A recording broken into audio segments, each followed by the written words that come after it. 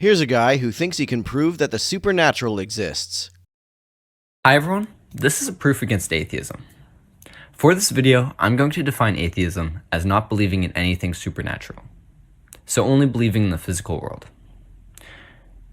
Try giving this a chance, I think it'll be worth it. To be specific, I'm going to prove that the average atheist has unknowingly two contradicting beliefs. Belief one is something that everyone can agree on, that you have a stream of consciousness. I can't agree with that. I don't have a stream of consciousness. I am a stream of consciousness. And I don't think we have to conceptualize ourselves as having the same identity throughout a stream of consciousness. There's no objective reason why we can't think of ourselves as distinct people at distinct points in time. Heraclitus said that you never step into the same stream twice. You can think of streams of consciousness in the same way. As in, you will experience future events. Pretty non-controversial. A conscious process contiguous with the one that's currently making this video will experience future events. However, whether that is or is not me depends on where you want to delineate the boundaries of my identity. Where you draw the boundaries between identities is always to some degree arbitrary. That's the whole point of the ship of Theseus thought experiment. How much of a ship can you replace before it becomes another ship? How much of something can you change before it becomes something else? There's no objectively correct answer to that. It's largely up to us where we want to draw distinctions between things. Belief two is atheism, or some people call it materialism, the belief that nothing supernatural exists, only the physical world. This is a rare definition of atheism that serves to illustrate my point that conceptual distinctions can be arbitrarily drawn. This dude draws the distinction between atheists and non-atheists according to whether they do or do not believe in the supernatural. Most other folks would not make the distinction this way. People who believe in ghosts but not God would likely consider themselves atheists. And materialist pantheists, who simply believe that the material universe is God, would not consider themselves to be atheists. I'm going to prove that these two beliefs contradict each other. And as long as we still agree with belief one, we have effectively proven that atheism is wrong and the supernatural exists. Given that I don't believe in belief one, you are certainly not going to prove that to me. To help explain things, imagine these blocks are molecules or particles in the universe. The first aspect is that it does not matter if I swap the position of two molecules in the world, given that they have identical properties. Assuming that they have identical properties, swapping these two molecules should have no effect on the universe. Let me say this again. If the before and after picture are physically the exact same, and we only believe in the physical world existing, then by definition, swapping these molecules had no impact on the world. Aspect 2. Temporarily deconstructing anything into its molecular components, then reassembling it back together, does not directly have any long-term impacts on the object/being. If the object is physically the exact same with or without deconstruction/reconstruction, then there is no impact. So now that we have established atheism/materialism, let's establish that you have a stream of consciousness, and you will indeed experience a future body. Question 1. Here on Earth, if I reveal to you that as we speak, there coincidentally exists a person with your exact molecular structure on an alien planet, whose body are you currently experiencing? Well, again, that depends on how you want to delineate the boundaries of identity. I could say that I'm experiencing only one body, but there is no objective reason that it would be incorrect to identify with both bodies, in which case I would be experiencing both bodies with two distinct consciousnesses, both of which are me. Who would you rather not get shot tomorrow? Whose bed will you wake up in tomorrow? If I chose to delineate my identity as encompassing both bodies, then it would be arbitrary which one got shot, and I would wake up in both beds. Think about it for a second. Correct. You will be looking out of your own earthly body tomorrow. Yes, but if I identify with both bodies, I'll be looking out of my alien body tomorrow as well. Pretty easy. Tomorrow when you wake up, you're going to be looking at your own bed. What goes on in alien planets does not affect you. It does, if half of what I identify as me is on one of those alien planets. You would probably prefer that this random clone dies over yourself. Not if I identify both bodies as part of myself, as part of my total identity. Question 2. Pretty much the same question. Today, here on Earth, if I told you that tomorrow, on some alien planet, a scientist will coincidentally build another person with your exact molecular structure, Who would you rather not get shot tomorrow? If the clone shared all of my memories, which it would have to if it is identical down to the molecule, then from the clone's perspective, it would seem like they were living the life I'm living now and then just woke up on another planet suddenly. The clone's stream of consciousness would seem to be just as much a continuation of the stream of consciousness as the stream of consciousness continuing the original body. It would not be objectively incorrect to conceptualize the two of us as non-contiguous components of the same person, and it would be arbitrary which of the two of us got shot. Whose bed will you wake up in next week? And remember, we're asking current you. This is before the clone is made, so there's only one person to ask. Both, because if I conceptualize the clone as being a non-contiguous component of myself, then I will go from waking up in only one bed to waking up in two beds. Earth you. The answer should be, you wake up in your own Earth bed. You would prefer that this random clone gets shot over yourself in the future.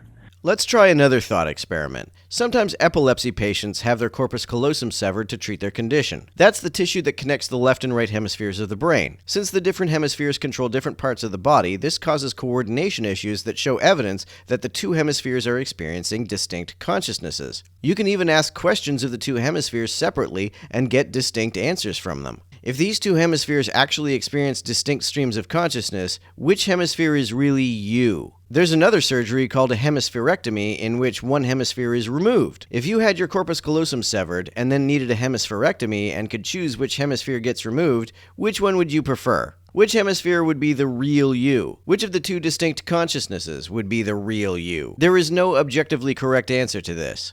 What goes on in alien planets does not affect you.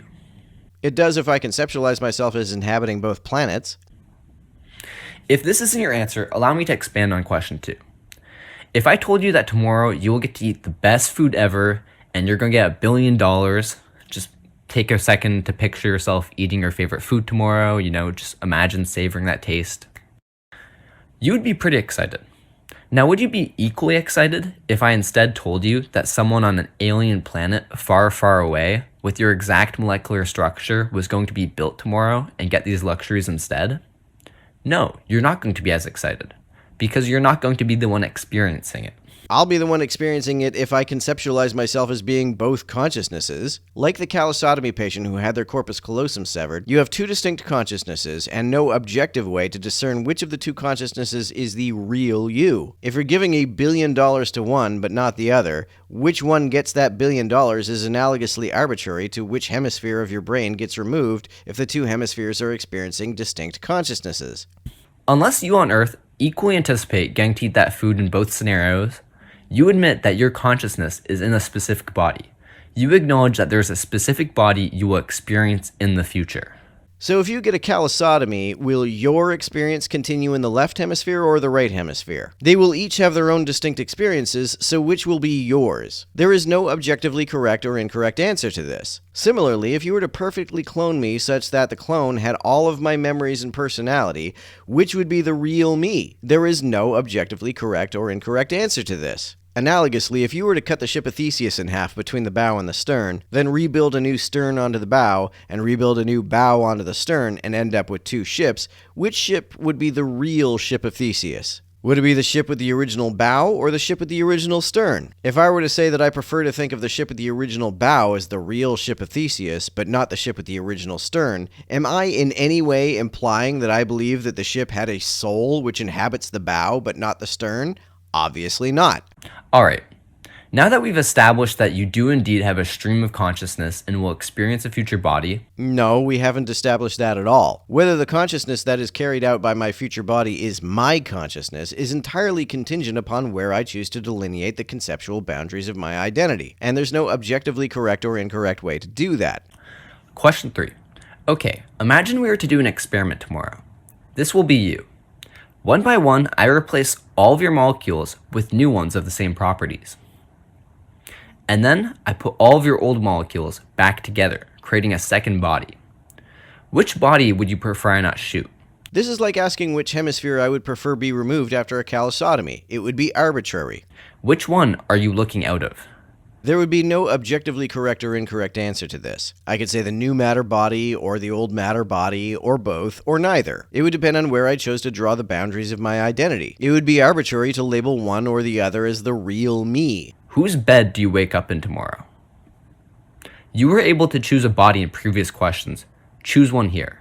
Choose a hemisphere. If you get a callosotomy and end up with two consciousnesses in one body, which consciousness is yours? Is the left hemisphere consciousness yours or the right hemisphere consciousness?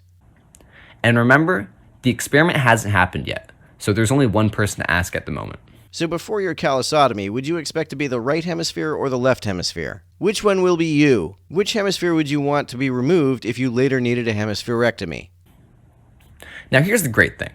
Any answer to this question accepts that you disagree with atheism and you acknowledge the supernatural exists.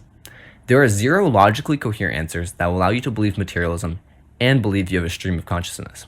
I don't believe I have a stream of consciousness. I believe I am a stream of consciousness. But I think it is arbitrary whether the future body contiguous with the one carrying out my current consciousness will carry out the same stream of consciousness. That future body will presumably have my memories, but whether or not that makes him me is subjective. Similarly, whether you say that you are the old matter body or the new matter body is subjective. There is no objectively correct answer to that question. You don't even have to consider either of them to be the real you.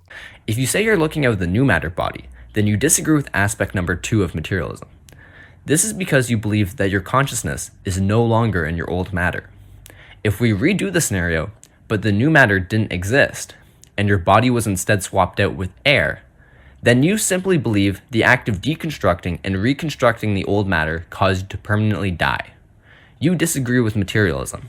That does not necessarily disagree with materialism. If you define the boundary of your identity as a body that has yet to undergo any deconstruction, and that a body that has been deconstructed and reconstructed is no longer you after that reconstruction, that doesn't mean that your identity is immaterial. You're still identifying yourself with material. You're just identifying yourself as a particular mass of material that has yet to undergo deconstruction. That's still an entirely materialist conception of your identity. Let's imagine a soccer game is stopped because there was lightning close to the field, and there are records of what the score was and how much time was left on the clock, and pictures of where the players were on the field at the time the game stopped. Then the next day, everyone came back to the field, set the clock to where it stopped, put the players back where they were on the field, and continued the game. Is that the same game? There is no objectively correct or incorrect answer to that. It's entirely up to us whether we want to consider it to be the same game or not. If I say it is not the same game, even though all of the matter is the same field, same players, same ball, etc., does that imply that I believe that the game has some kind of supernatural essence? I don't think it does. If you say that you're looking at the old matter body, then you disagree with aspect number 1 of materialism.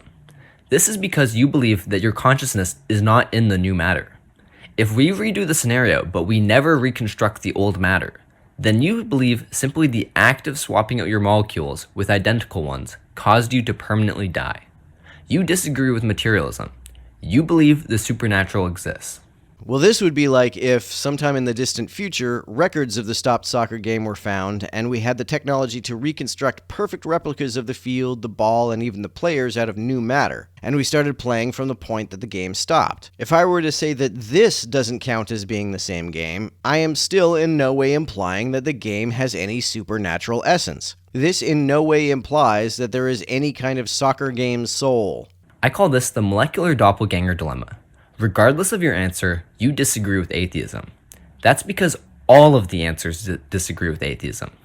This is not a matter of, I don't know. It's a matter of there is no possible outcomes that agree with atheism. This is because atheism and consciousness never went together well in the first place. You must accept that the supernatural exists. Atheism is wrong. Religion has an answer to question 3. My belief is that your consciousness is in your soul, and that your consciousness is in the new matter because that's where your soul is. How do you know that's where my soul is? How do you know that my soul didn't transfer into the new body and the old body got a replacement soul? And how do you deal with callosotomy patients? If your brain hemispheres are split, creating two consciousnesses, into which hemisphere does your soul go? And does the other hemisphere even have a soul? If it does, did God put it there during the surgery, or was a brand new soul created? Or did the soul get split, with half the soul going into each hemisphere? What's the religious answer to that? When you accept that there must be more than the physical world, suddenly religion should look a lot more appealing. Now, if any of this had any impact on you, I would suggest that you try reading the first 4 chapters in the New Testament of the Bible, called the Gospel. Well, the first 4 chapters of the New Testament are the first 4 chapters of the Gospel of Matthew, not the 4 Gospels. Those are the first 4 books of the Bible.